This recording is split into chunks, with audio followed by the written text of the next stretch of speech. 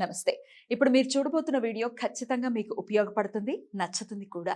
మరి మీకు నచ్చిన విషయం నాకు తెలియాలి అంటే ఈ వీడియోని మీరు లైక్ చేయాలి, షేర్ చేయాలి, అలాగే మన ఛానల్‌ని సబ్స్క్రైబ్ చేయాలి. మీ సపోర్ట్‌ని నాకు అందిస్తారు కదూ! ఓకే. ఇప్పుడు వీడియోని స్టార్ట్ చేద్దాం. నమస్కారం. శుభోదయం కార్యక్రమానికి స్వాగతం. ఈరోజు 24వ తారీఖు డిసెంబర్ నెల 2023వ సంవత్సరం ఆదివారం. శ్రీ శోభకృత్నామ సంవత్సరం దక్షిణాయనం హేమంత ఋతువు. ఈరోజు మార్గశీర్ష మాస శుక్లపక్ష త్రయోదశి తిథి. రాత్రి తెల్లవారుజామున 5:54 వరకు తదుపరి చతుర్దశి తిథి. కృతికా నక్షత్రం రాత్రి 9:19 వరకు తదుపరి రోహిణి నక్షత్రం. నక్షత్ర వర్జం ఉదయం 9:19 నుండి ఉదయం 10:55 వరకు. అమృతకాలం సాయంత్రం 6:55 నుండి రాత్రి 8:31 వరకు.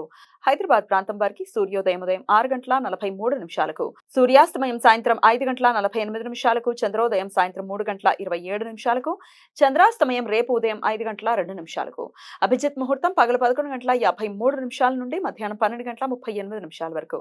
దుర్ముహూర్తం సాయంత్రం 4:20 నుండి సాయంత్రం 5:04 వరకు.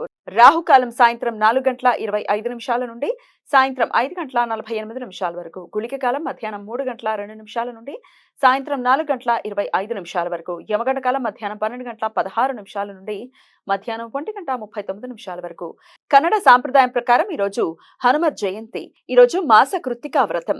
శైవ భక్తులు ప్రతి కృత్తికా నక్షత్రం రోజు ఉపవాసం ఉండి సాయంత్రం కార్తీక దీపం పేరుతో నూనె దీపారాధనలు చేసి శివునికి రుద్రాభిషేకం చేస్తారు.